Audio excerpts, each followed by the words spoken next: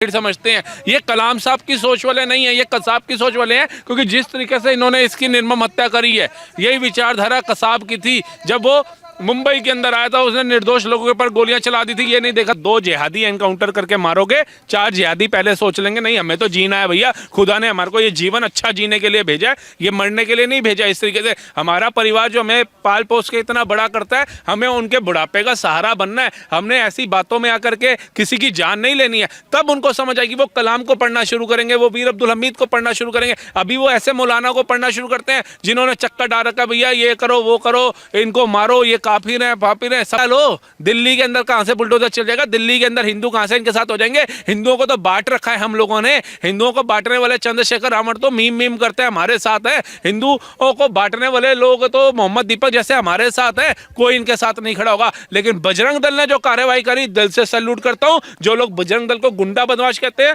मेरे जैसा शेर भी कहता है कि ऐसे गुंडे बदमाश की आवश्यकता है आज देश को। नमस्कार दोस्तों, मैं सुरजीत और आप देखना शुरू कर चुके हैं दोस्तों द लोकसभा। दोस्तों, तरुण खटीक की हत्या हो जाती है, उसके बाद बुलडोजर एक्शन होता है और सरकार की तरफ से कहा जाता है कि अब संतुष्ट हो गए होंगे लोग, क्योंकि सरकार एक्शन ले रही है, हरकत में है और ताबड़तोड़ कार्रवाई हो रहा है। लेकिन उसके बाद भी कई लोग पोस्टर लेकर घूम रहे हैं और कह रहे हैं कि अभी भी न्याय नहीं मिला है, अभी भी कार्रवाई होना बाकी है।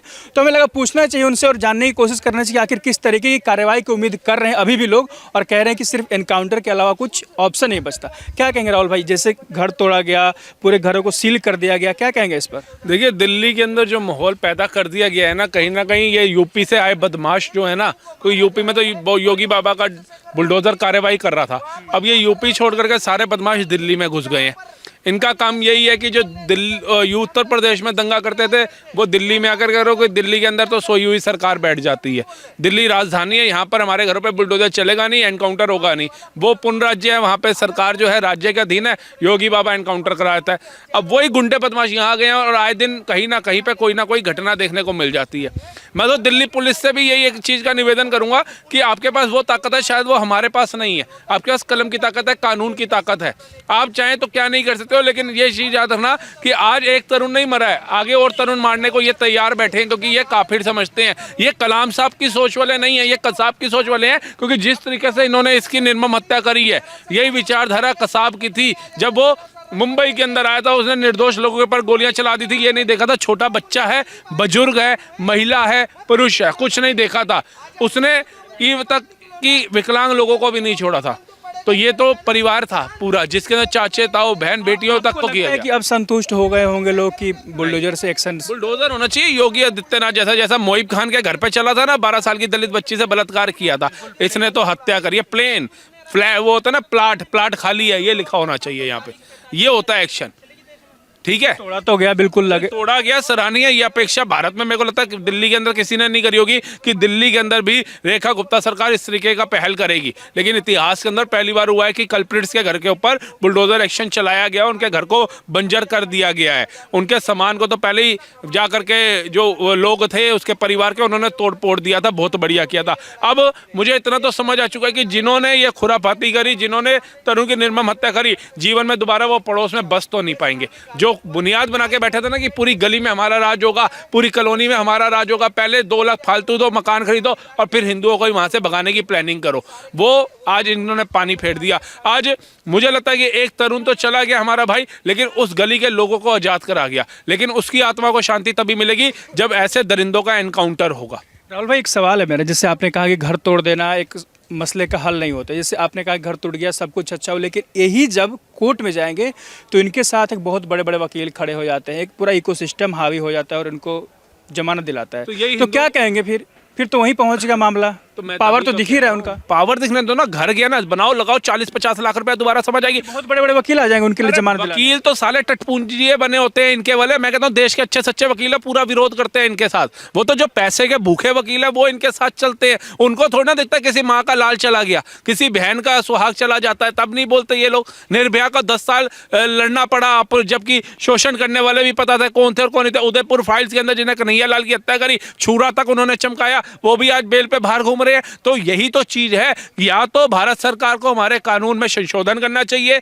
जो कल्प्रिट वीडियो में सामने चेहरा नजर आ रहा है तो उसमें महिला को जाके बताने की जरूरत नहीं है कि इसने कंडम यूज किया था, नहीं किया था, इसने हाथ कैसे छेड़ा था, इसने पहले कौन सा कपड़ा उतारा था, कौन सा नहीं। सीधा उसको फांसी की सजा दो। ऐसे ही जो हत्या कर रहा है, अगर सीसीटीवी में कैद हो रहा है कि वो सिल्लियां उठा उठा के मार रहा है, तो उठा करके फांसी की सजा दो। लोग एनकाउंटर की डिमांड करना बंद कर देंगे। लेकिन यहाँ पे क्या है, आप जाओ अंदर, अब पहले वो सिल्ली ढूंढो, फिर वो जगह का निशान ढूंढो, फिर मारने का एंगल कौन सा था वो बताओ। इतने तरीके के तो वकील सवाल पैदा कर देते हैं। यहाँ पे होता क्या है कि घर टूट गया, उसके बाद जेल हुआ, उसके बाद उसके साथ वकील खड़े हो जाएंगे बहुत महंगे महंगे, और उनको फिर केस लड़ेंगे, और 2-4-6 महीने में बाहर, फिर से एक नई जगह पे घर बन जाएगा उनके लिए, क्योंकि पैसे पीछे बहुत ज्यादा है। तभी तो डिमांड हो रही है कि इनके एनकाउंटर ही करो। 2 जिहादी एनकाउंटर करके मारोगे, 4 जिहादी पहले सोच लेंगे नहीं हमें तो जीना है भैया, खुदा ने हमारे को ये जीवन अच्छा जीने के लिए भेजा है, ये मरने के लिए नहीं भेजा। इस तरीके से हमारा परिवार जो हमें पाल पोस के इतना बड़ा करता है, हमें उनके बुढ़ापे का सहारा बनना है। हमने ऐसी बातों में आकर के किसी की जान नहीं लेनी है। तब उनको समझ आएगी, वो कलाम को पढ़ना शुरू करेंगे, वो वीर अब्दुल हमीद को पढ़ना शुरू करेंगे। अभी वो ऐसे मौलाना को पढ़ना शुरू करते हैं जिन्होंने चक्कर डाल रखा, भैया ये करो वो करो, इनको मारो, ये काफिर है फाफिर है, सब कुछ करो। और मोहल्ले में जाओ तो बोलो भाईचारा मजबूत है, भाईचारा ऑन टॉप। दीपक मोहम्मद जैसे तुम्हारे साथ में खड़े हो जाएंगे, वामपंथी पत्रकार तुम्हारे साथ में खड़े हो जाएंगे, टुकड़ा टुकड़ा गैंग तुम्हारे लिए वैसे ही खड़ी है। जैसे अभी देख रहे हैं ध्रुव राठी का मुंह खुला नहीं है, हैं? अजीत अंजुमन जी ने अभी तक उसके परिवार से मिलने नहीं पहुंचे हैं, क्योंकि मारने वाले जो थे वो मीम वाले थे, वो अलग समुदाय के थे। यही स्वर्ण जाति पर भी राजनीति हो रही है हिंदू मुस्लिम, क्योंकि एंगल तो ऐसा कुछ था नहीं, सीधा कार्रवाई होनी चाहिए थी, लेकिन इसमें भी लोग एंगल ढूंढ रहे हैं कि नहीं रंग गया था, उसके बाद खटिक से था। कुछ लोग ये कह रहे हैं कि बुलडोजर नहीं चलना चाहिए था। भैया संविधान किस काम का। मैंने तो वहाँ पे सरदार भी देख लिए, सिख समुदाय के भी देख लिए। मैं खुद पंजाबी ब्राह्मण हूँ, मैंने भी वहाँ पे था, ठीक है। वहाँ पे बजरंग दल वाले भी देख लिए, कट्टर हिंदू भी वहाँ पे मैंने बैठे हुए देख लिए, सनातन की रक्षा। जाति नहीं देखी आपने? कोई जाति क्यों देख रही है? जाति में तो ये बांटने के लिए आए हैं, जाति में बांटेंगे ना। आज तरुण को मारा है, तरुण था SC, फिर जाति में बांट के मारेंगे ST को, फिर जाति में बांट के मारेंगे OBC को, फिर जातियों में बांट के मारेंगे राजपूत को, ठाकुर को, ब्राह्मणों को। इनका काम है डिवाइड एंड रूल, फूट डालो शासन करो। अंग्रेज चले गए, डिवाइड एंड रूल छोड़ गए, और ये उसी में बांट करके हमें काट रहे हैं। और हिंदू ये चीज समझ नहीं रहा है। एक नेता चंद्रशेखर रावण जो यूपी में बैठे हैं, जो कहते हैं मैं दलितों का मसीहा हूं, मैं दलितों की आवाज उठाऊंगा, दलितों के साथ अन्याय हुआ, लेकिन वो अन्याय जो हुआ हुआ।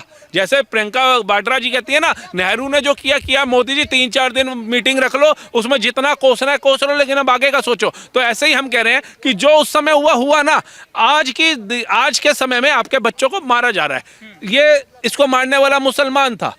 अब बताओ कि इसको मारना ठीक है या उस समय की चीज को पकड़ना ठीक है? हिंदुओं को बांटना बंद करो और हिंदुओं को ही बंटना बंद होना पड़ेगा। जात पाती करो विदाई, हम सब हिंदू भाई भाई। इस नैरेटिव, इस मोटिव के ऊपर चलना पड़ेगा हमारे को।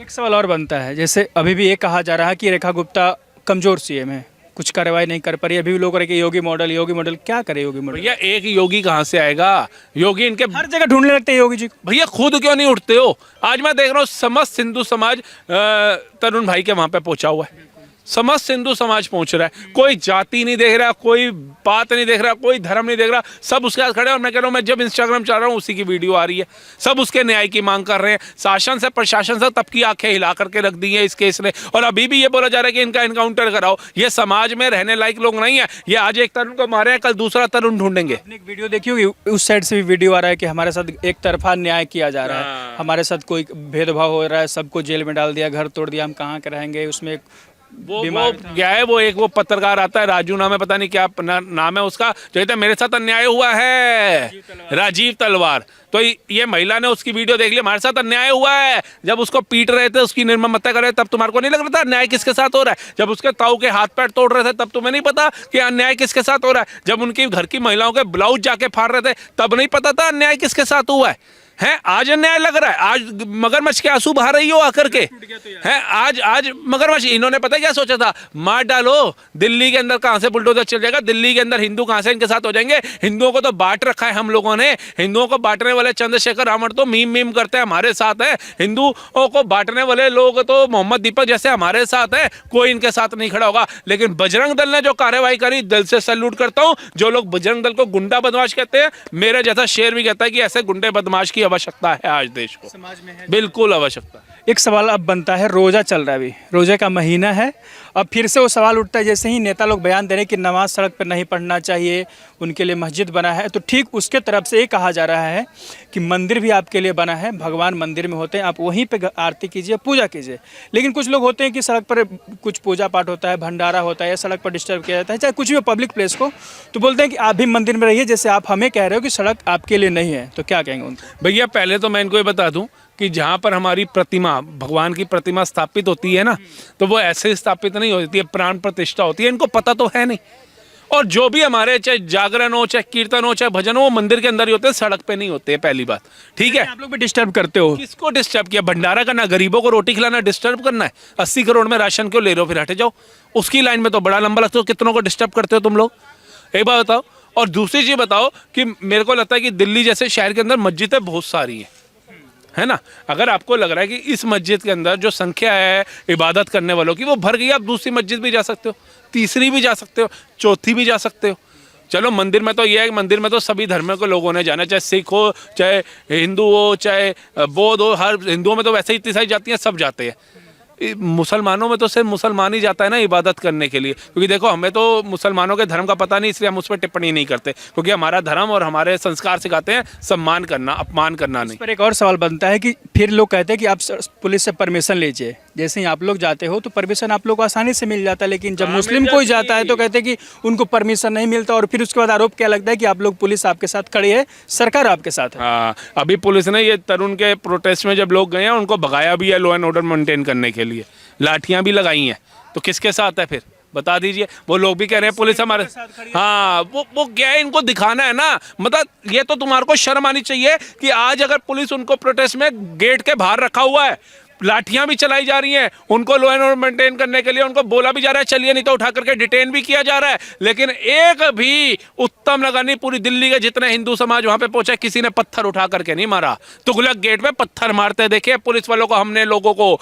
कश्मीर में सेना को पत्थर मारते देखे हैं लोग, संभल में पुलिस को पत्थर मारते देखे हैं लोग। और मैं पुलिस प्रशासन से भी ये कहना चाहूंगा, कलम की ताकत है, ऐसी ऐसी धाराएं लगा करके इनको अंदर डालो, नहीं तो ये लोग जब पुलिस के सगे नहीं है, जो आर्मी के सगे नहीं है, जो जिस गली मोहल्ले में रहते हैं उन अड़ोस पड़ोस के लोगों के सगे नहीं है, तो ये लोग किसी के सगे नहीं होंगे, क्योंकि ये कलाम साहब को नहीं मानते हैं, ये कसाब को मानते हैं। इनके दिमाग में सिर्फ एक ही चीज चलती है कि सामने वाला हमारा दुश्मन है, काफिर है, इसको मारो, और इस तरीके से मारो, निर्दयता से मारो कि तड़प तड़प के इसके प्राण निकले। यही चीज है जो हम पर नमाज पढ़नी चाहिए, क्योंकि अभी रोजा चल रहा है, एक बार वो आएंगे। मैं तो यही कहूंगा, देखो सड़क पे क्या है, सड़क पे नमाज इसलिए भी नहीं पढ़नी चाहिए, लोग हगते मूतते हैं, पशु होते हैं, जानवर होते हैं, वो भी खुले में शौच करते हैं। इबादत करना, जैसे हम अपने धर्म की पूजा करते हैं तो एक स्वच्छता चाहिए, साफ जगह चाहिए। ऐसे ही मुसलमान भी अगर इबादत कर रहे हैं तो मुझे लगता है कि जो वजू करते हैं, हाथ पैर धोते हैं, कुल्ला तक करते हैं, शरीर को पजामा ऊंचा पहनते हैं कि गंदगी ना लग जाए, यूरिन पास करने के बाद वो पत्थर तक लेके जाते हैं साफ करने के लिए कि बूंदे ना गिर जाए, और वो सड़क पे जो लोग हग मूत के जा रहे हैं वहाँ इबादत करेंगे, तो मुझे लगता है उनकी इबादत में भी खनन है। तो इस चीज़ को इस चीज़ से मत तुलना करो कि भैया मुसलमान कुछ भी करेगा तो देश के अंदर रोष उत्पन्न होगा। हिंदुओं के साथ सरकार खड़ी है, ऐसा होता है। हिंदुओं के साथ सरकार कौन सी खड़ी है, एक बार बता दीजिए आप। मिल गया न्याय, उड़ा दिया पूरा घर, बुलडोजर चल गया। वो तो जो एक्स्ट्रा इन्होंने घेर रखा था